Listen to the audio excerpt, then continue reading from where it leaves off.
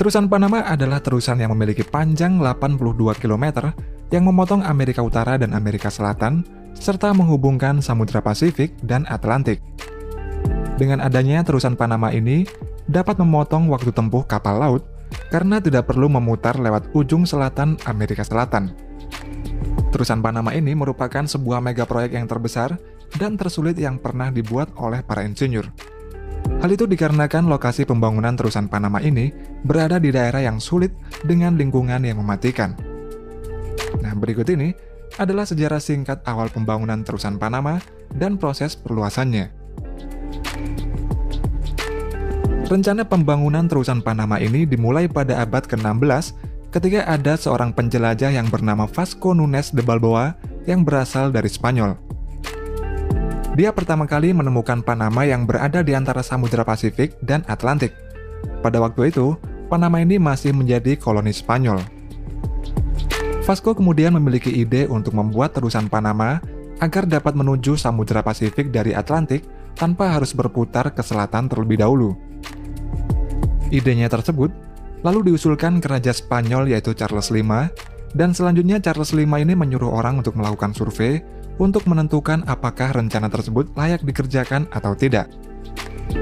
Namun setelah disurvei, pembuatan terusan Panama tersebut sangat mustahil untuk dilakukan karena kondisi medan yang sulit. Selanjutnya, selama ratusan tahun, ide tersebut tidak pernah terwujud.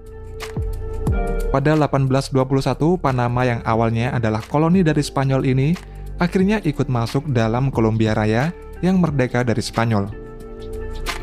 Kemudian pada 1881, pembangunan terusan Panama ini diteruskan dan dikerjakan oleh seorang kontraktor terkenal asal Prancis yang bernama Ferdinand de Lesseps. Ferdinand ini yakin dapat mengerjakan terusan Panama karena sebelumnya dia ini sukses mengerjakan terusan Suez pada tahun 1869 yang menghubungkan antara Laut Mediterania dengan Laut Merah. Ferdinand yang sudah mendapatkan izin dan pendanaan dari pemerintah Prancis kala itu mulai mengerjakan terusan Panama ini pada tahun 1881. Namun sayangnya proyek tersebut gagal terselesaikan karena penyakit kuning dan malaria menjangkiti pekerja mereka. Lalu adanya kebocoran keuangan juga membuat proyek itu terhenti. Kemudian pada tahun 1894, akhirnya perusahaan pengembang terusan Panama tersebut bangkrut dan menderita kerugian sebanyak 260 juta US dollar. Dan pemerintah Prancis kemudian tidak meneruskan lagi proyek tersebut. Di sisi lain, Amerika yang tergiur dengan terusan Panama tersebut kemudian bekerja sama dengan Senat Panama, karena Panama ini pernah dibantu oleh Amerika untuk merdeka lepas dari Kolombia pada tahun 1903. Pemerintah Amerika lalu membuat perjanjian kerjasama dengan pemerintah Panama untuk menyewakan lahan selebar 16 km di daerah terusan Panama. Dikarenakan posisi Samudra Atlantik ini lebih timur daripada Samudra Pasifik, maka saat air Samudra Atlantik telah pasang naik, air di Pasifik masih belum pasang, sehingga terjadi kondisi di mana permukaan Samudra Atlantik ini lebih tinggi daripada permukaan Samudra Pasifik. Demikian juga sebaliknya, ketika air di Samudra Atlantik telah mulai surut, air di Samudra Pasifik baru mulai pasang. Akhirnya terjadi lagi perbedaan ketinggian permukaan air laut. Penyebabnya adalah perbedaan posisi bulan. Seperti yang kita ketahui, posisi bulan terhadap bumi mempengaruhi tinggi pasang dan surut air laut di suatu tempat. Karena perbedaan level air inilah yang menyebabkan kapal akan sulit untuk berlayar melewati terusan Panama ini. Amerika kemudian mendesain dan membangun terusan Panama dengan menggunakan sistem lock gate di kedua sisi, yaitu sisi Pasifik dan sisi Atlantik. Sistem lock gate ini berfungsi untuk mengatasi ketinggian permukaan air yang tidak sama pada sisi Atlantik dan Pasifik, dengan cara menaikkan dan menurunkan kapal. Pada prosesnya, kapal akan masuk ke dalam ruangan dan dikunci, kemudian air akan dialirkan dengan menggunakan sistem hidrolik di dalam sistem lock gate ini. Dengan sistem ini, perbedaan ketinggian level air dapat diatasi, serta Amerika dapat menghemat biaya untuk pengerjaan penggalian tanah.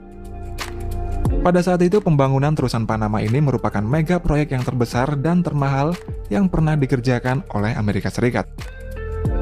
Dalam proses pembuatan terusan Panama ini, Amerika mempekerjakan sebanyak 40.000 orang pekerja. Meskipun terdapat hambatan penyakit kuning dan malaria yang menyerang pekerja mereka, penyakit tersebut akhirnya dapat diatasi oleh Amerika. Kemudian pada 15 Agustus 1914, akhirnya proyek terusan Panama ini selesai dan dibuka untuk umum. Setiap kapal yang transit melalui terusan Panama ini harus membayar tol berdasarkan ukuran dan kargo kapal. Biaya tol tersebut mencapai 450.000 US dollar untuk setiap kapal yang lewat. Dan rata-rata setiap tahunnya, terusan ini dilewati sekitar 9.000 kapal.